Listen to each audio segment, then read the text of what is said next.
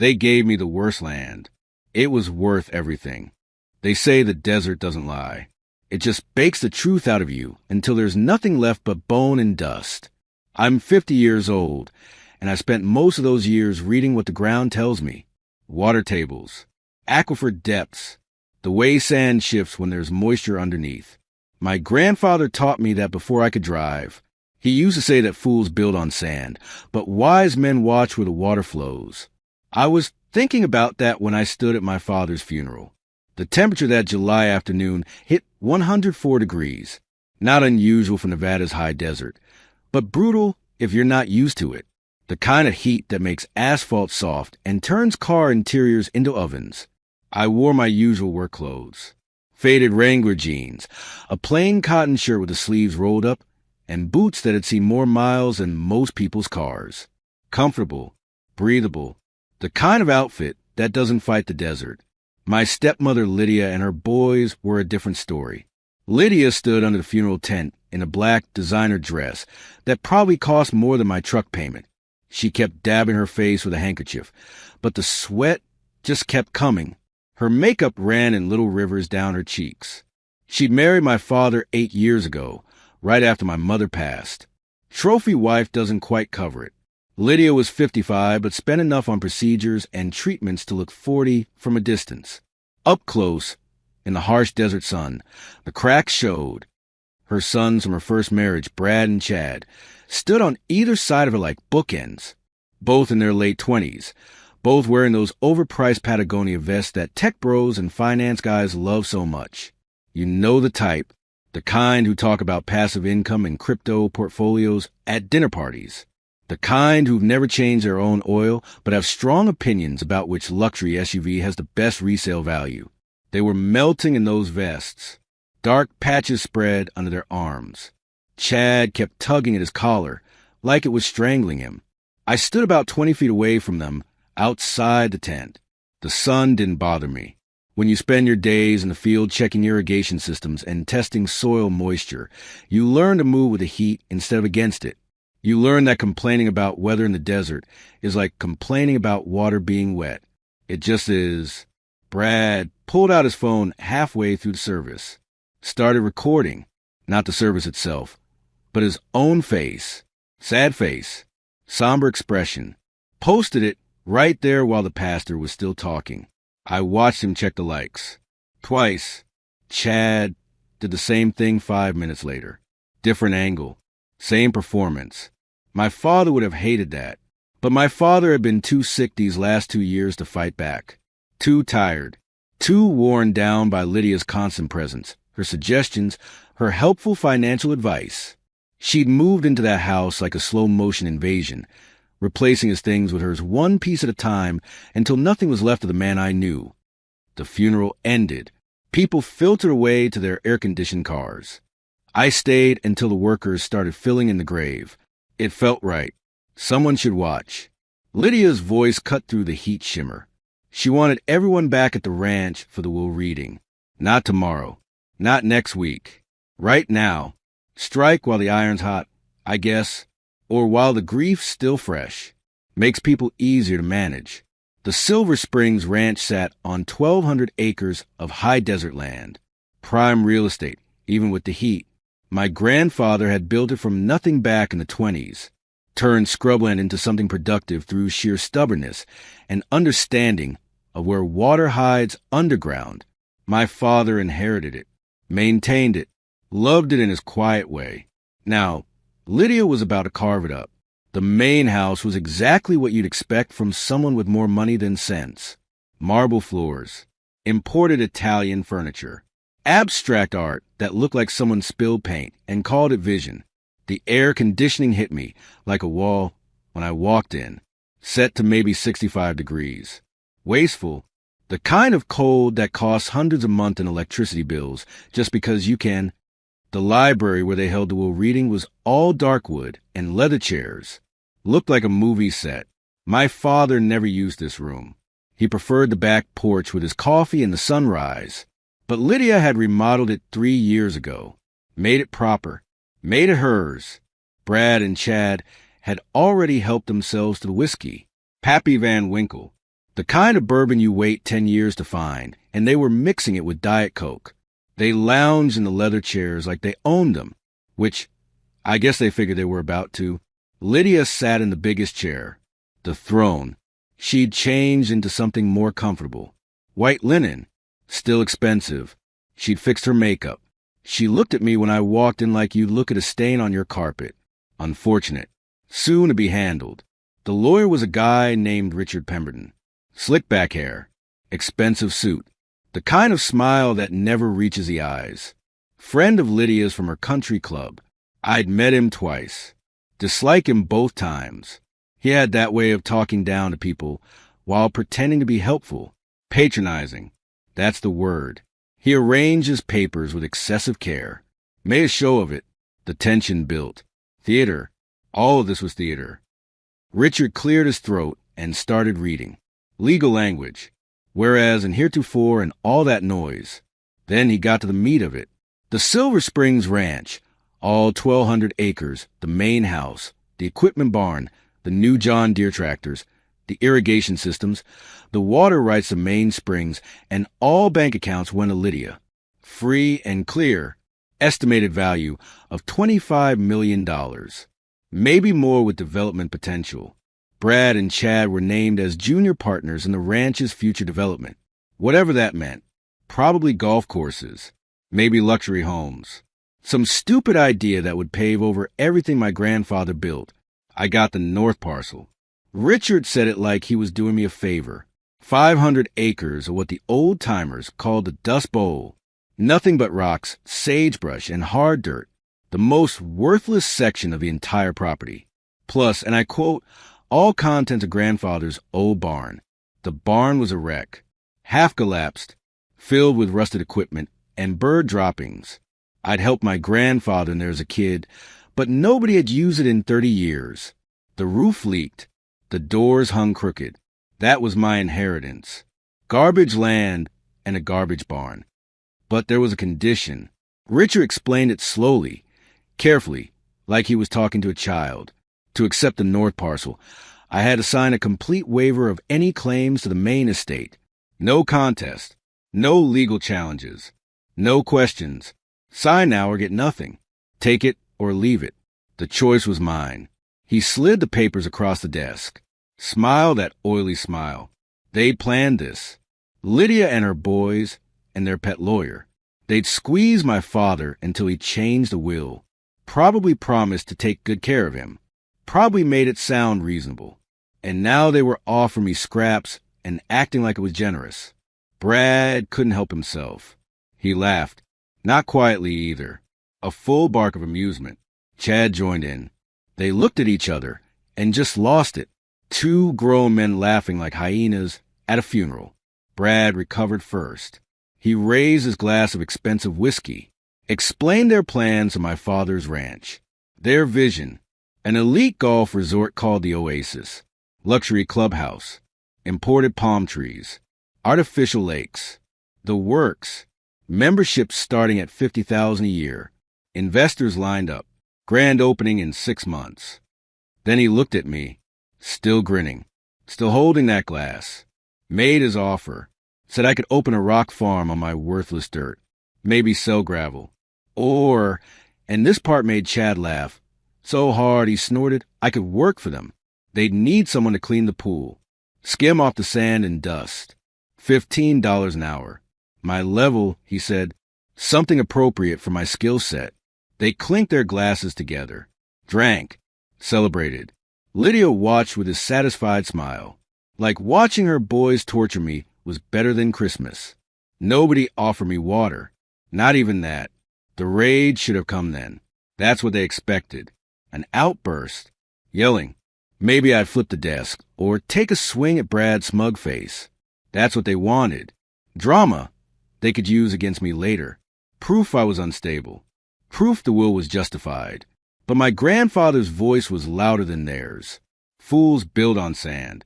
Wise men watch where the water flows. I picked up the pen. Richard's eyebrows went up. Just a fraction. Like he expected more fight. I read through the waiver. Standard legal language. I hereby forfeit all claims, present and future, to the Silver Springs Ranch and associated properties in exchange for receiving the North Parcel and associated structures. I signed it, dated it, slid it back across the desk. The room went quiet. They hadn't expected it to be that easy. Brad's smile faltered, just for a second, like maybe he'd wanted to fight after all. Like maybe easy victory tasted worse than he'd imagined. Richard recovered quickly, pulled out another set of papers. The deed to the North Parcel, the keys to grandfather's barn. He pushed them toward me like he was handing over a bag of trash. Muttered something about having everything recorded by end of business tomorrow. I took the keys. Heavy old brass things, worn smooth from decades of use. I remember my grandfather's hands holding these same keys. Remembered him telling me stories in that barn, teaching me about water, about patience, about reading the land. Lydia spoke for the first time since the reading started, asked if I needed help moving my things. Said it so sweetly, such fake concern, such obvious pleasure in my supposed humiliation. I told her I'd be out by morning. Brad made another joke about the rock farm. Chad suggested I should start a YouTube channel. Failed dreams in the desert. They thought that was hilarious. Richard even chuckled a little, trying to stay in good with his paying clients. I stood up, thanked Richard for his time, turned to leave. Richard stopped me. His voice took on that official lawyer tone. Said he had to emphasize something for the record. Once the ink dried on these papers, I would be a stranger on this property. I couldn't even fill a water bottle from the kitchen tap without Lydia's permission. This was a complete and total severance. Did I understand? I understood perfectly. Lydia called after me, said my father would have wanted me to be practical, to accept reality, to understand that some people were meant for bigger things and others for smaller. She probably believed that. Probably slept fine at night, thinking she'd done everyone a favor. I walked out of that library, through the marble foyer with its chandelier, past the abstract art that looked like a toddler's accident. The cold air gave way to desert heat at the door. It felt like coming home, like shedding a coat you never wanted to wear. My Ford F-250 sat in the circular driveway, 2005 model, diesel, 290,000 miles on it. Ran better than the day I bought it, because I maintained it myself. Changed the oil every 5,000 miles. Kept the fuel system clean. Replaced parts before they failed. It was scarred and dented and sun-faded, but it was mine. Paid off. Reliable. I climbed into the cab. The engine turned over with that reliable diesel clatter. I sat there for a moment, windows down, engine running, looking at the house in my rear-view mirror. Through the library window, I could see them, Lydia and her boys, still in there, probably planning their resort, drawing up budgets, counting money they hadn't earned, celebrating a victory they didn't understand. They thought they'd won, thought they'd played me, thought 500 acres of rocks was punishment disguised as inheritance. They'd given me garbage and laughed while they did it. I put the truck in gear. The gravel crunched under my tires. I drove through the ranch gates, watched them shrink in my mirror. The house, the party lights coming on, the celebration of fools who just handed me everything I needed. The road north was dark, no streetlights out here, just my headlights cutting through the desert night and the stars overhead, more stars than you ever see in cities. The Milky Way spread across the sky like spilled milk, beautiful, honest, no pretense. The drive took 40 minutes. The paved road gave way to graded dirt, then to 2 tracks barely visible in the dust. My truck handled it fine, built for this. The engine's steady diesel rumble was the only sound besides whine through the open windows. The North Parcel sat at the edge of the property, the forgotten corner. I'd been out here twice as a kid, helped my grandfather with something he never quite explained. Just watched him work, watched him take measurements, watched him nod to himself like the land was confirming something he already knew. My headlights found the barn first. The structure leaned hard to the left, with gray as bone. Tumbleweeds piled against the north wall, like they were trying to push it over the rest of the way. One of the doors hung at an angle, The other was missing entirely. I killed the engine. The silence rushed in. Complete desert quiet. No air conditioning hum. No party music. No ice clinking in expensive glasses. Just wind and the tick of my cooling engine and the vast, empty patience of the high desert night. The keys were heavy in my hand, brass worn smooth from decades of use. I remember my grandfather's callous fingers holding these same keys, teaching me things, telling me to pay attention, to remember. The barn door fought me, swollen from 30 years of moisture cycles. When it finally gave, the smell hit me, dust and motor oil and time, old wood and leather and something else. Memory, maybe, the particular scent of a place that hasn't been disturbed in decades. My phone's flashlight cut through the darkness. The beam picked out details. My grandfather's workbench against the far wall, tools still hanging on pegboards, organized, labeled in his careful handwriting, everything in its place. A calendar from 1994, still tacked to a support beam. Time had stopped here. I walked to the back corner. My light found what I was looking for under a canvas tarp so thick, with dust, it looked like felt. I pulled the tarp away. It came off in a cloud that made me cough. Underneath sat my grandfather's old metal toolbox. Army surplus. Heavy gauge steel. Painted olive drab, but worn down to bare metal in places. The box was locked. The smallest key on the ring fit perfectly. The lock resisted. Rust. I worked it gently. Patient. Finally heard the click. Inside were his papers. His maps. His engineering notebooks filled with his precise technical drawings. Everything he'd taught me. Everything he'd learned in 50 years of reading this land. Everything he'd carefully documented about where the water really was. About the old rights. About who got what and when and why. I didn't need to read them. Not yet. I already knew what they'd say. He'd told me, made me memorize it, made me understand it, just never told me why it mattered so much. Now I knew why. I closed the box, locked it, carried it out to my truck, and set it carefully in the bed. The weight of it felt right.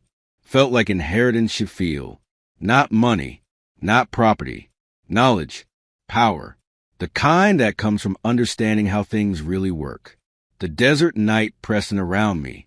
Cool now. The temperature dropping fast the way it does when there's no moisture to hold the heat. I stood there in the darkness between my truck and this half-collapsed barn on 500 acres of rocks and dust that everyone thought was worthless. My grandfather used to say something I hadn't thought about in years. He'd say it when he caught me getting angry at unfair things. When I'd rage about injustice or stupidity or people getting away with things they shouldn't, he'd put his hand on my shoulder, wait for me to calm down. Then he'd tell me that revenge was a dish best served cold.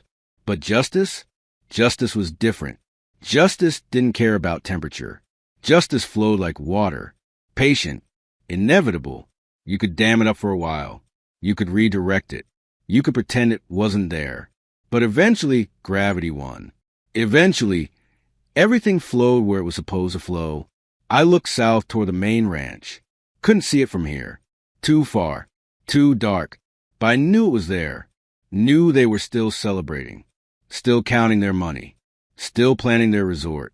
Still thinking they'd won. The north parcel waited around me.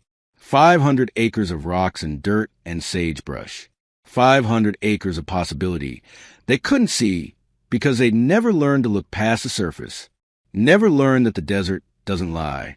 Never learned where water flows when no one's watching. They'd given me garbage. They'd given me nothing. They'd given me everything. I climbed back into my truck. Started the engine. Tomorrow I had work to do. Papers to read. Plans to make. A future to build from the bones of the past. But tonight, I just sat there. Engine idling. Windows down. Breathing desert air. And looking at stars that didn't care about inheritance or justice or family or money. Just gravity. Just time. Just water flowing where it had always flowed. I drove north toward the only thing that mattered now. I spent the first 3 days just reading. My grandfather's notebooks were meticulous. Every measurement, every calculation, every observation about water flow and seasonal patterns going back to 1948. He documented everything in mechanical pencil. Sharp, precise. The kind of handwriting they don't teach anymore. But the notebooks only told half the story. The other half was buried in the past. In records that predated computers.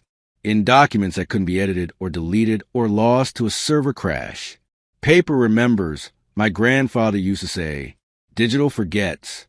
On the fourth day, I drove into town. Carson City, the county seat. The kind of place where government buildings look like they haven't been updated since Eisenhower was president. Brown brick, narrow windows, American flag, hanging limp in the still air. The county records office sat in the basement of the courthouse.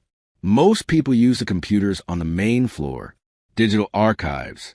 Everything scanned and searchable. Quick, easy, unreliable. I went to the basement. Down 2 flights of stairs that smelled like old concrete and floor wax. The archive room had a particular smell of old paper and dust. Fluorescent lights hummed overhead. Metal shelves stretched from floor to ceiling. Row after row. Nobody down there but me and a woman named Margaret who'd worked the desk for 30 years. She remembered my grandfather. That got me past the usual questions about what I was looking for and why. I told her I needed water rights documentation, original records, pre-1930. She nodded like this made perfect sense and disappeared into the stacks. 20 minutes later, she came back with a ledger the size of a phone book, leather binding cracked with age, pages yellowed but intact. The spine said Water Appropriations 1918 to 1925 in gold letters that had mostly flaked away. I took it to one of the reading tables. Open it carefully. The pages crackled. Inside was handwritten documentation of every water claim filed in the county during those years. Names, dates, locations, flow rates, senior rights, junior rights, all of it recorded in careful cursive with fountain pen ink that had turned brown with time. It took me 2 hours to find what I needed. Page 247. Filed March 15th, 1922.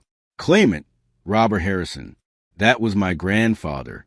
Location, North Section, Township 4 North, Range 7 East. Water source, Dry Creek Springs.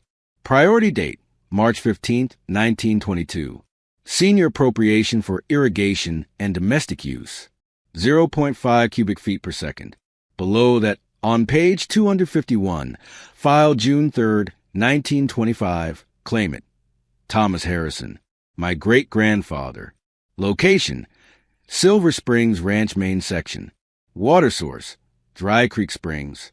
Priority date, June 3rd, 1925. Junior appropriation for agricultural use, 0.3 cubic feet per second. Subject to senior rights holder, receiving full allocation first. There it was, written in ink that had survived a century. The kind of documentation that holds up in court because it predates every digital system ever invented. Prior appropriation doctrine, first in time, first in right. Western water law in its purest form. My grandfather's claim was 3 years older than the main ranch claim. The north parcel had senior rights. The Silver Springs Ranch had junior rights. That meant legally, historically, and practically, my worthless rocks got all the water they needed before one drop flowed to Lydia's $25 million resort. I took photos of both pages with my phone. Then I paid Margaret $5 to make certified copies. She used an actual photocopy machine that probably dated to 1987.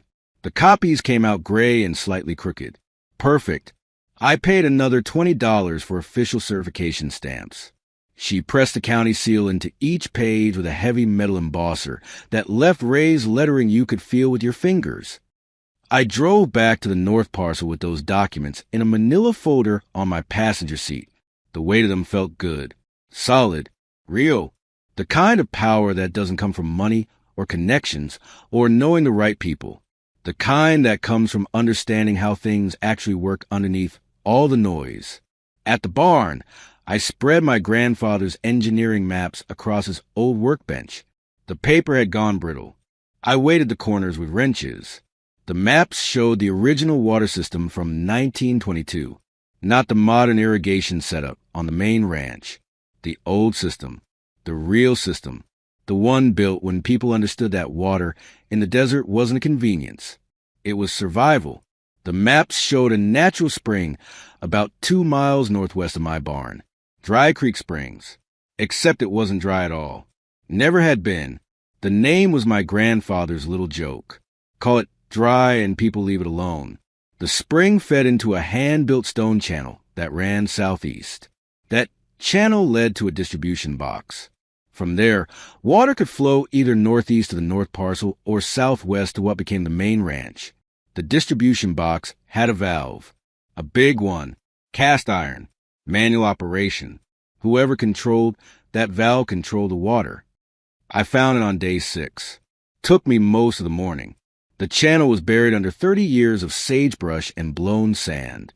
I followed the maps, paced out distances, looked for the slight depression in the ground that suggested something man-made underneath all that natural chaos.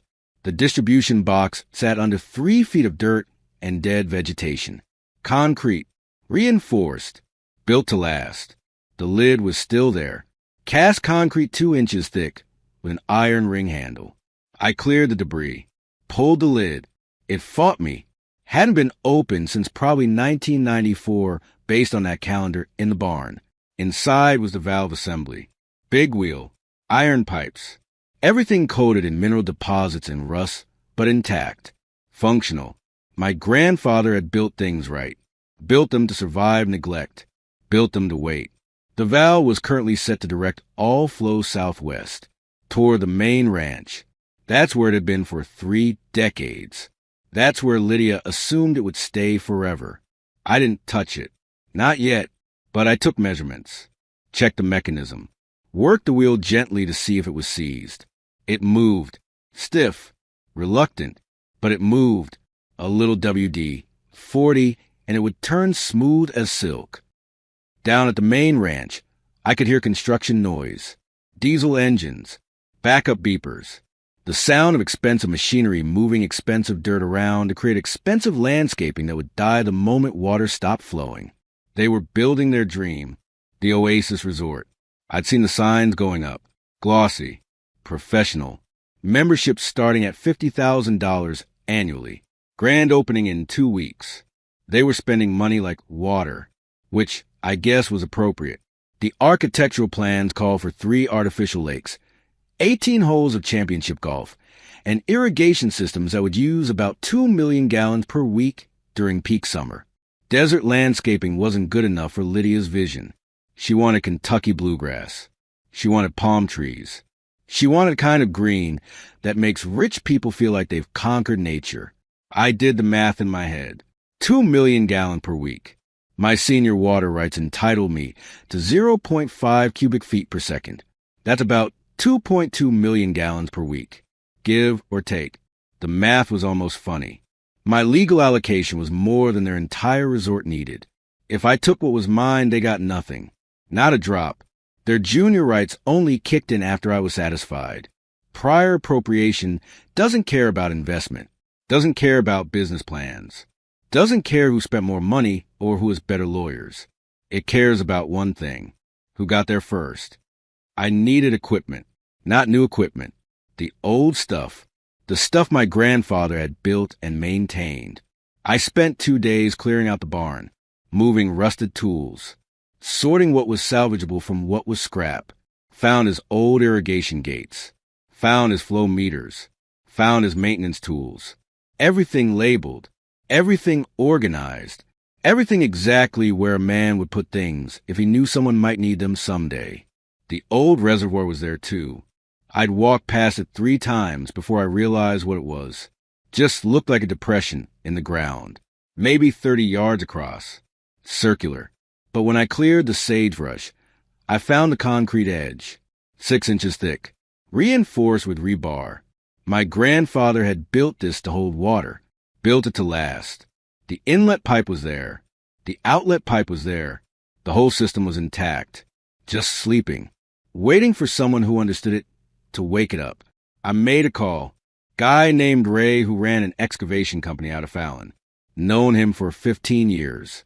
Done hydrology work on his ranch. He owed me a favor from when I'd found a leak in his stock pond that would have cost him $20,000 to fix wrong. I fixed it right for the cost of lunch. Told him I needed some earth moving. Maintenance work on an existing easement. Clearing brush. Reestablishing historic water channels. All legal. All documented. He said he could spare his smaller excavator for 3 days. Asked if I was working on the old Harrison place. I said yes. He got quiet for a moment. Then he said my grandfather was a good man who understood water better than anyone he'd ever met.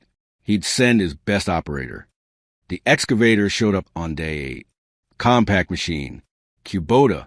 Perfect for this kind of detailed work. The operator was a kid, maybe 25, who knew his equipment. I showed him the maps. Showed him what needed clearing. Explained we were restoring existing infrastructure, not building new. He understood immediately.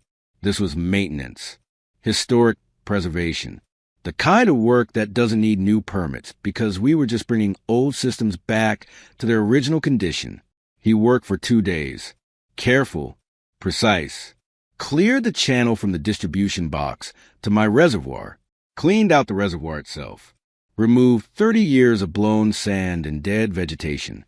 By the time he finished, you could see what my grandfather had built, could see the engineering, the thoughtfulness, the understanding that water in the desert was precious and systems that moved it needed to be simple, durable, and reparable. The kid refused payment for the second day. Said it was an honor to work on something built that well. Said they don't make things like this anymore. He was right. They don't. Modern systems are plastic and electronics and parts that fail in 5 years. My grandfather's system was stone and concrete and iron, parts that fail in 5 generations. While the excavator worked, I handled the valve, took it apart, cleaned it. The threads were still good. The seals had rotted, but I had replacements. Standard sizes. The kind of parts you can still get because good engineering uses standard parts. I replaced what needed replacing. Oil what needed oil. Grease what needed grease. Worked the mechanism until it turned smooth and predictable. When I was done, that valve was ready to do exactly what it was built to do 100 years ago. Direct water where it needed to go. No computers. No electronics. No Wi-Fi connection. Just metal and leverage in physics. The kind of technology that works in a grid-down situation. The kind that works forever if you maintain it. I needed to test it. Made sense to be sure everything worked before committing. I cracked the valve open. Just a fraction. Maybe 10% flow. Not enough to drop pressure downstream significantly. Not enough for anyone at the main ranch to notice. But enough to start filling my reservoir. Let it run for 2 days while I watch for leaks. Checked the seals. Made sure 30 years of sitting dormant hadn't compromised anything structural. The water came clear and cold. Spring water. The kind that tastes like minerals and stone. The reservoir filled slowly. Steadily. By day 10 it was holding water perfectly. No leaks. No problems. The old concrete had done its job. I didn't close the valve completely after testing. Left it cracked just a hair. A trickle. Enough to keep the water oxygenated and cool for the fish I'd be stocking. But not enough to register on the main ranch's flow meters. Just legitimate line loss. The kind of seepage every system has. Nobody questions it because it's expected. I also made another call. Nevada Department of Wildlife. Asked about stocking Lahontan cutthroat trout. Endangered species. Native to this watershed. I explained I was restoring a historic reservoir. Had clean spring water. Wanted to establish a conservation population. They were excited. Not often someone volunteers to help an endangered species. They came out. Tested my water. Perfect pH. Perfect temperature. Perfect mineralization. Exactly what these fish needed. They brought juveniles in aerated tanks. Helped me release them. Gave me documentation that this was now a protected habitat. That documentation was insurance. Federal protection. Anyone who messed with my water system was now potentially interfering with endangered species habitat. That's not a civil matter. That's federal. That's serious time. On day 12, Brad and Chad drove past. I was working on the valve assembly, greasing the main wheel. They had a new Mercedes G-Wagon, matte black, probably $80,000 of German engineering, designed to go off-road, but usually just parked at Whole Foods. They saw my truck, saw me, stopped. They got out laughing, both wearing expensive sunglasses, both in clothes that cost more than my monthly mortgage.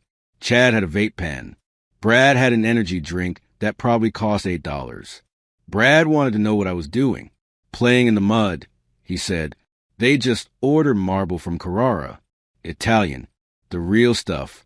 Cost more to ship than most people make in a year. Their golf course was taking shape. Their clubhouse was framed. Their future was bright. Chad asked if I'd found anything out here besides rocks. Maybe a dead coyote. They both thought that was hilarious. I was kneeling by the valve assembly, hands covered in grease. I wiped them on a rag, looked up at them standing there in their expensive outfits in the desert sun, soft, unprepared, the kind of people who think money solves physics. Told them I was just maintaining infrastructure, cleaning pipes, getting ready for the heat. They should do the same. Summer was coming. Going to be a hot one. Brad said something about how their resort had backup systems, redundancies, state-of-the-art everything. Chad mentioned their water storage tanks, 10,000 gallons, industrial filtration, the best money could buy. I nodded, didn't argue, let them feel smart. My grandfather used to say that the best time to correct someone is never. Let their mistakes teach them. More effective that way, more permanent. They left in a spray of gravel and dust, drove back to their construction site, back to their marble and their vision and their absolute certainty that they'd won. I went back to work. The valve mechanism needed more adjustment. The spring-loaded return needed lubrication. I worked in the desert silence. The only sound were tools on metal and wind through sagebrush and the distant diesel rumble of their construction equipment burning through their investors' money. By day 14, everything was ready. The channel was clear. The reservoir was clean. The valve was perfect. The fish were establishing themselves. The legal documentation was secured. Every piece was in place. Nothing to do now but wait. I drove into town that evening. Stopped at the same diner where I always stopped. Maria's. Been there 40 years. Still has vinyl booths and coffee in ceramic mugs. Real food. Honest prices. I ordered the meatloaf. Read the local paper while I ate. Weather forecast said record heat coming. Triple digits for the next 2 weeks. Possible all-time records. The kind of heat that stresses every water system. The kind that shows you where the weak points are, where the planning failed, where the assumptions were wrong. Perfect timing. Their grand opening was scheduled for the first Saturday of the heat wave. They'd sent out invitations. Fancy cardstock. Gold embossing. 500 guests. Local politicians. Potential investors. Press coverage. The works. Their moment of triumph. Their proof that vision and money could reshape reality. I drove back to my barn as the sun set. The temperature was already climbing. You could feel it. The air had that particular weight that comes before extreme heat, that sense of the atmosphere pressing down, holding its breath. I checked the valve one last time, operated it through its full range of motion. Smooth, reliable, ready. Check the fish. They were adapting well. Check the channel. Clear. Check the legal documents. Secured in a fireproof safe in my truck. Everything ready. Everything legal. Everything justified by a century of water law and engineering, and understanding how the desert really works. Tomorrow was Friday, day before the grand opening. Day before 500 people in expensive clothes stood around artificial lakes in record heat and celebrated conquering nature. I sat on the tailgate of my truck, drank a beer, watched the stars come out. Desert stars. Honest stars. The kind that don't care about money or plans, or people who think they're special. My grandfather's words came back. The ones he'd said when I was young and angry about something unfair. When I wanted immediate justice. Immediate revenge. He'd told me that water doesn't rush. Water waits. Water finds a path of least resistance and follows it with absolute patience. And when water finally moves, nothing stops it. Not money, not power, not wishful thinking. Just gravity, just time, just the oldest laws there are. I finished my beer, went inside the barn, set my alarm for dawn. Tomorrow I'd make one phone call, one official notification. Then I'd turn one wheel, one simple mechanical action, and watch gravity do what gravity does. The desert night settled in. Hot, still, waiting, just like me. Saturday morning came in hot. The kind of heat that starts before sunrise. The kind where the thermometer hits 90 by 8 a.m. and just keeps climbing. Weather Service had issued warnings. Excessive heat advisory. Stay indoors. Drink water. Check on elderly neighbors. The desert was doing what it does. Testing everything. Finding the weak points. I was up at 5. Made coffee. Checked the valve one last time. Everything ready. Everything legal. Everything documented. The reservoir was full. The fish were healthy. The paperwork was in order. I had one phone call to make. One simple notification. Then one turn of a wheel. The grand opening was scheduled for 11 a.m. They'd planned it for late morning to give people time to arrive. Time to park their expensive cars. Time to grab champagne and canapes before the noon ceremony. Lydia had planned every detail. The stage, the ribbon cutting, the speeches about vision and progress and transforming the desert into paradise. I drove to the distribution box at 10:30. Took my time. No rush. Gravity doesn't hurry. Neither did I. The valve was exactly where I'd left it. Freshly greased. Tested. Ready. I stood there for a moment. Felt the heat pressing down. Felt the weight of what came next. Not revenge. Justice. There's a difference. Revenge is personal. Emotional. Hot. Justice is patient. Procedural. Cold as spring water. At 11:45, I made the call. County Water Commissioner's office. Got the duty officer. Told him my name. Told him I was activating my senior water rights under the 1922 appropriation. Gave him the file numbers. The legal descriptions. Everything by the book. He asked if I was sure. I said I was. He said he'd make note of it in the official record. Timestamp. 11:47 a.m. I thanked him. Hung up. Then I grabbed that wheel. Big thing. Cast iron. Took 2 hands. Started turning. It fought me at first. Even with fresh grease, 100 years of gravity had settled into those threads. But it moved. Slow. Steady. Quarter turn. Half turn. 3/4. The resistance changed. I heard it before I saw it. A deep gurgling sound underground. Water finding a new path. Following new instructions. Going where physics and law said it should go. I kept turning. Full rotation. 2 rotations. 3. The flow changed completely. I could hear my reservoir filling. The sound of water hitting water. The sound of a system coming alive after sleeping for 30 years. The sound of justice following the path of least resistance. Down at the resort, they had no idea. Not yet. Takes time for water to stop flowing. Takes time for pressure to drop. Takes time for reality to catch up with their assumptions. I walked to my truck, got my thermos of coffee, sat on the tailgate, waited. The sun was almost directly overhead now. Had to be 105, maybe 108. The kind of heat that makes the horizon shimmer, makes distance uncertain, makes the whole world feel like it's vibrating. 11:58, 11:59, noon. I couldn't see the resort from where I sat. Too far. Wrong angle. But I could imagine it. The stage with its white fabric canopy. The guests in their summer cocktail attire already sweating through their deodorant. The champagne getting warm. Lydia at the microphone. Brad and Chad flanking her like bookends. All of them about to toast their vision. Their success.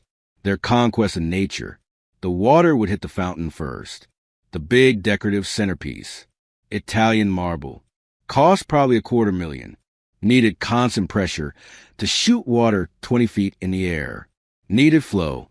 Needed what they didn't have anymore. My phone rang at 12:04. Unknown number. I let it ring.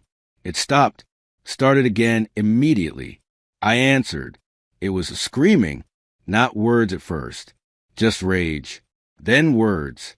Lydia, demanding to know what I'd done, accusing me of sabotage, of terrorism, of destroying her dreams. I waited until she ran out of breath, asked if she was finished. She called me things I won't repeat. I told her to check the county water records, check the 1922 appropriation, check with her lawyer. Then I hung up. The phone rang again. I turned it off, put it in my glove box, poured myself more coffee. 20 minutes later, I heard vehicles, multiple engines, coming fast. The sound of expensive machinery being driven hard over bad roads. They were coming to me. Of course they were. When rich people's plans fail, they look for someone to blame, someone to punish, someone to make feel their pain. 3 vehicles, the G-Wagon, a BMW SUV, and a Sheriff's Department Explorer. They stopped in a cloud of dust about 50 yards from where I sat. Doors opened. People got out. Lydia led the charge. She'd changed out of whatever fancy outfit she'd worn for the opening. Now she was in casual, expensive clothes, linen pants, designer sunglasses, face red from heat and rage. Brad and Chad were right behind her. Both looked like they wanted blood. Brad's fists were clenched. Chad was filming with his phone. Of course he was.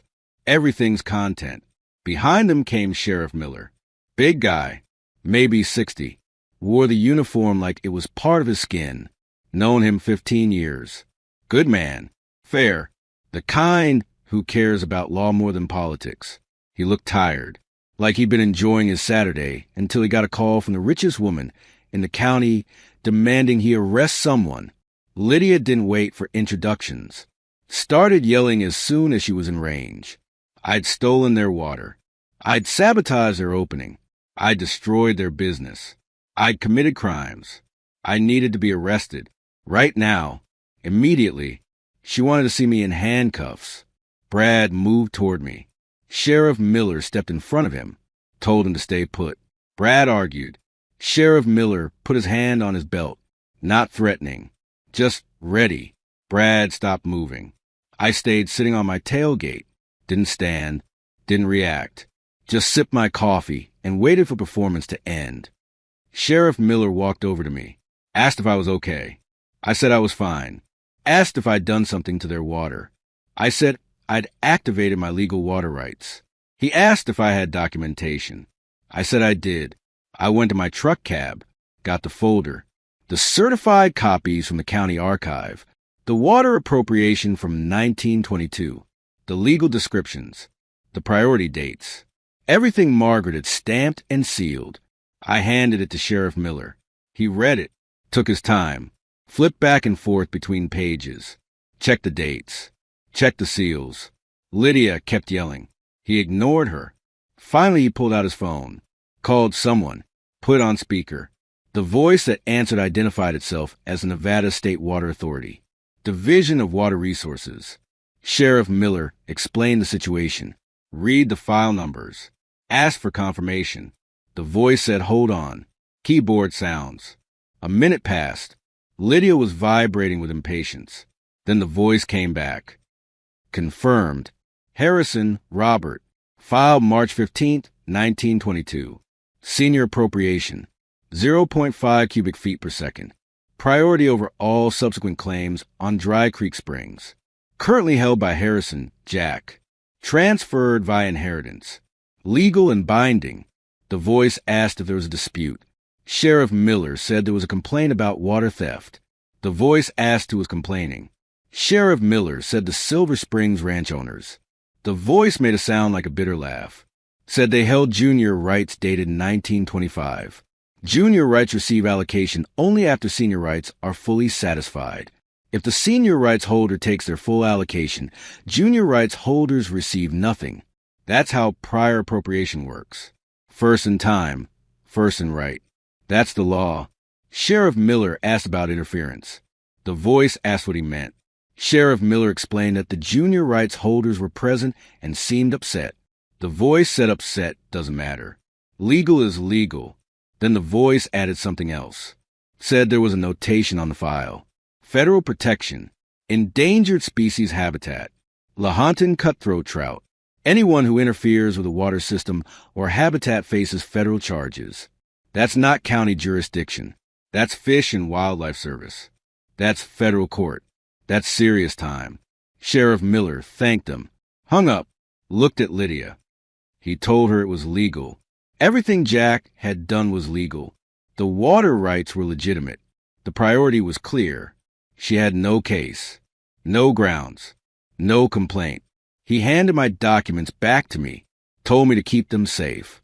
Lydia lost it, started screaming about lawyers, about lawsuits, about how her husband had owned this ranch for 40 years, about how she'd invested millions, about how this couldn't be legal, about how someone had to do something.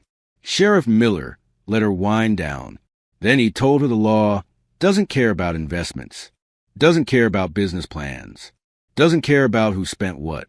The law cares about documentation, about dates, about who got there first. Her husband's ranch had junior rights. Jack had senior rights. End of story. Brad tried again. Said this was clearly malicious. Said I was doing this to hurt them. Said intent matters. Sheriff Miller asked if I'd violated any laws. Brad said no, but. Sheriff Miller said there's no but. Legal is legal. Malicious isn't a crime if you're operating within your rights. Chad was still filming. Sheriff Miller told him to put the phone away. Chad said he had First Amendment rights. Sheriff Miller said he also had the right to leave private property when told. This was Jack's land. They were trespassing. They needed to go. Lydia tried one more angle. Asked what she was supposed to do. Her resort needed water. Her guests were waiting. Her investors were watching. She had obligations. Sheriff Miller said that sounded like a civil matter, not a criminal one. She should consult her attorney, figure out her options, but she couldn't take Jack's water, couldn't touch his systems, couldn't interfere with federal protected habitat. Those were crimes. Everything else was just business. She stared at him, then at me, the rage slowly shifting into something else. Understanding maybe, reality, the comprehension that she'd lost, that all the money and lawyers and connections couldn't change physics, couldn't change law, couldn't change the fact that water flows downhill and priority flows backward through time. Brad said something about this not being over.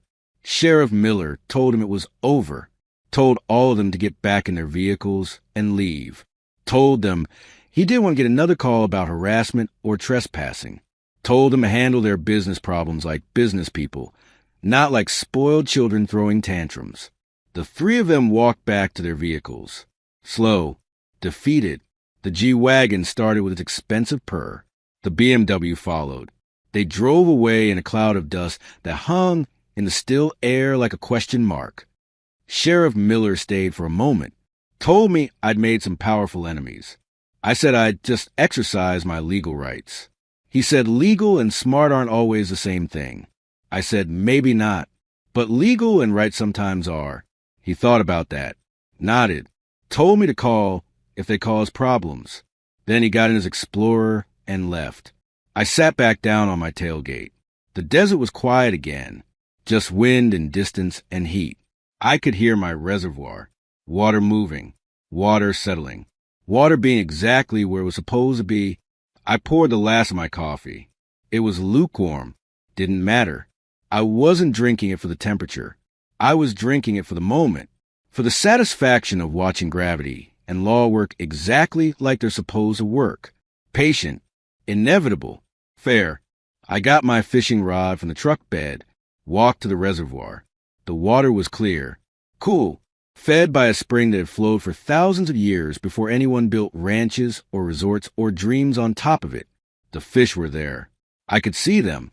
Lahontan cutthroat trout, endangered, beautiful, protected. I cast my line, sat on the concrete edge my grandfather had built, felt the sun on my back and the breeze on my face, and the complete absence of guilt or doubt or regret.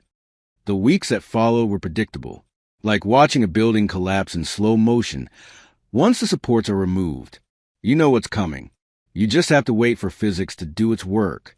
The Oasis Resort tried to open anyway. They had 10,000 gallons in storage tanks. They rationed it, turned off the fountains, limited the bathrooms, told guests there was a temporary technical issue. The golf course lasted 3 days. Kentucky bluegrass in the desert in July with no water. It went brown, then yellow, then dead. Just a $20 million dirt patch with sand traps. The investors noticed, started asking questions, started reviewing contracts, started finding clauses about water rights and due diligence, started discovering that Lydia's lawyers had never actually verified the water situation, had just assumed. Assumptions are expensive. The lawsuit started in week 2, 3 different investment groups, all claiming fraud, all claiming misrepresentation, all demanding their money back. Lydia hired lawyers, good ones, expensive ones. They filed motions, requested delays, argued technicalities, lost anyway. You can't argue away a 1922 water appropriation. The facts are the facts. By week 4, the bank noticed the resort was supposed to be generating revenue, memberships, green fees, restaurant sales. Instead, it was generating bills, maintenance on dead landscaping, legal fees, refunds to angry investors. The business plan had collapsed. The projections were fiction. The collateral was worthless without water. The bank called the loans. All of them. The construction loan, the operating loan, the line of credit secured by the ranch. They wanted their money. Immediately. Lydia didn't have it. She'd spent it. On marble, on landscaping, on her vision, on assuming that water would always flow. Week 6, the foreclosure notice went up. The bank was taking the Silver Springs Ranch. Auction scheduled for 60 days out. Distressed asset sale. Sold as is. No warranties. No guarantees. Especially no guarantees about water. I read about it in the county legal notices. Small print in the back of the newspaper. The kind of notice that ruins lives in 3 paragraphs of legal language. I felt something when I read it. Not quite satisfaction. Not quite pity. Something in between. The recognition that actions have consequences. That reality doesn't negotiate. The auction happened on a Tuesday. County courthouse steps. 10 a.m. About a dozen people showed up. Mostly curious. A few serious bidders. The auctioneer was professional. Described a property. 1,200 acres. Main house. Outbuildings. Equipment. Golf course infrastructure. Then he got to the disclaimer. Water rights are junior and subordinate to senior appropriation dated in 1922. Buyer takes subject to all existing easements and limitations. The serious bidders left. You could see the math happening in their heads. Beautiful property. Great location. No guaranteed water. Worthless. Maybe worth something to whoever held those senior rights. But to anyone else? Just expensive dirt. The auctioneer started the bidding at $5 million. No takers. $4 million. 3, 2, 1. Nothing. He looked frustrated. Conferred with the bank representative. Started over. Dropped the opening bid to $500,000. One bidder raised their hand. Me. The auctioneer looked surprised. Asked if there were other bidders. Silence. He called it once. Twice. Sold to Jack Harrison for $500,000. Less than 2% of what Lydia thought it was worth. Less than the marble cost. Less than the golf course grass. But with my water rights, worth everything. I had the money. Sold a water option to an agricultural operation 60 miles downstream. They needed guaranteed allocation for their crops. I could provide it. 5-year contract. Renewable. $500,000 a year. The math was simple. I had more water than I needed. They needed water. Prior appropriation meant I controlled the flow. Economics did the rest. The closing took 2 weeks. Paperwork. Title transfer. Deed recording. All the bureaucratic machinery that turns ownership from theory to reality. I signed documents. Cut a check. Got keys to my father's house. The house I'd grown up in. The house Lydia had remodeled into something unrecognizable. The house that was mine again. The eviction notice went out the day after closing. Legal requirement, 30 days to vacate. I could have given them more time, could have been generous.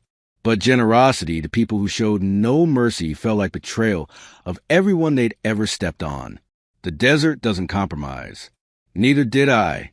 I showed up on eviction day. Morning. Early. The sun was just clearing the mountains. The heat hadn't built yet. My F-250 rolled up the driveway. Same truck. Same diesel rumble. But this time I owned the ground under the driveway. They were loading a minivan. Not the G-Wagon. Not the BMW. A rental. Some economy model with a dent in the door. The bank had taken everything with a title and a loan. The Porsche. The Mercedes. The luxury they'd wrapped themselves in like armor. All gone. Repossessed. Redistributed.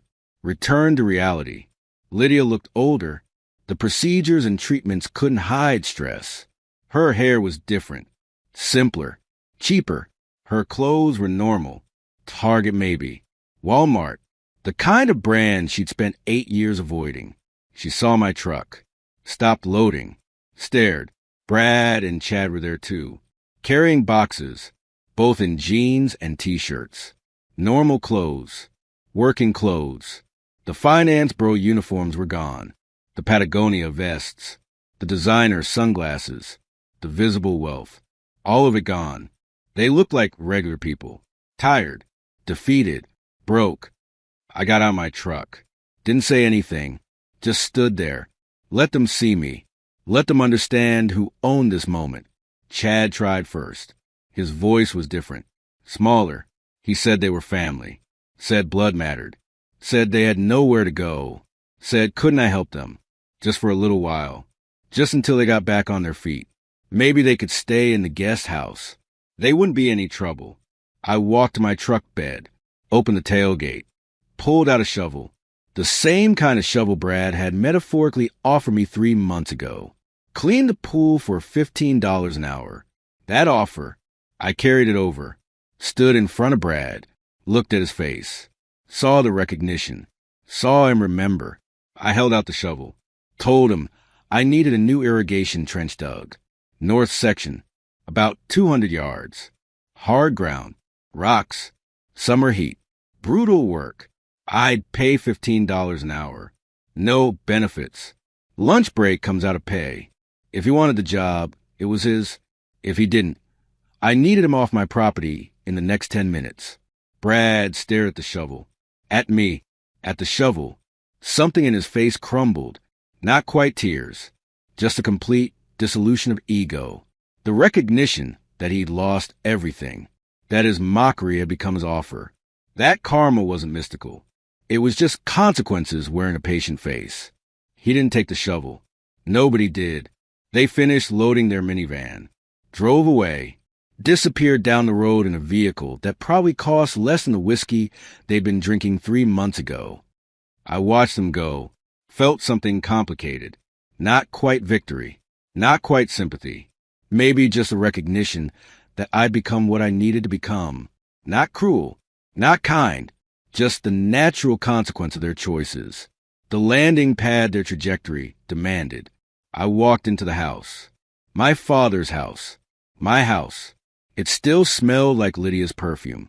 Still had her decorations. Her art. Her vision of what wealth looked like. I'd change it. Slowly. Carefully. Bring back the pieces of my father that she'd erased. But not today. Today I just wanted to walk through it. Claim it. Remember it. In the library where the will had been read, I found my father's old photograph. The one of him and my grandfather standing by the original distribution box in 1952. Lydia had stuck it in a drawer. Hidden it. Erased it. I pulled it out. Dusted it off. The two of them standing there in work clothes with their hands on that same valve I turned. Both smiling. Both understanding something about water and time and patience. I hung it above the fireplace. Took down Lydia's abstract painting. Leaned it against the wall facing inward. Left it there for the trash. That evening I went out to porch. The big wraparound porch my grandfather had built. My father's favorite spot. I sat in his chair. The wood was smooth from years of use. Comfortable. Right. The sun was setting. The temperature was dropping. The desert evening was coming with its particular magic. That transition from punishing to perfect, from hostile to welcoming. The moment when the land exhales. I could see the fields. The ones my grandfather had irrigated. The ones my father had maintained. The ones Lydia had tried to pave over with her vision. They were dry now, waiting, ready. I walked to the main valve, the one that controlled flow to these fields, the one that had been closed for months while construction happened, while the resort was built, while my family's land was forgotten in favor of someone else's dream.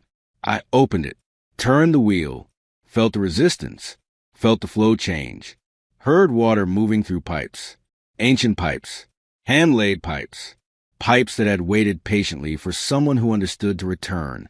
The water came slowly at first, then stronger, then steady, flowing into channels, spreading across fields, soaking into ground that remembered what water meant, what life meant, what proper stewardship looked like. I stood there as the light faded, watched the water move, watched the land drink, watched nature and engineering and human understanding work together the way they were supposed to, not fighting, not conquering, just cooperating, just following the rules that existed before we did and will exist after we're gone. My grandfather's words came back, the ones he'd said at the end, when he was old and tired, but still sharp, still understanding. He'd told me the desert teaches one lesson: patience. The desert doesn't care about your schedule, your plans, your vision. It cares about water, about adaptation, about respect. He'd said fools try to conquer the desert. Wise men learn from it. The desert doesn't forgive weakness, doesn't forgive arrogance, doesn't forgive people who think money changes physics, but it rewards patience, rewards understanding, rewards people who watch where water flows and follow instead of fight. I'd followed, watched, waited, let gravity do the work, let time prove the point, let reality teach the lesson I couldn't teach with words. The water flowed across the fields. The desert drank. The evening settled into night. Stars came out. Honest stars. Desert stars. The kind that watched civilizations rise and fall and didn't judge. Just witnessed. Just persisted. Just reminded us that we're temporary and the land is not. I went back inside. Made coffee. Sat at my father's desk. Started making plans. Real plans. Sustainable plans. Plans that worked with water, not against it. Native crops, drought-resistant landscaping, systems that could survive without conquering, that could prosper without destroying.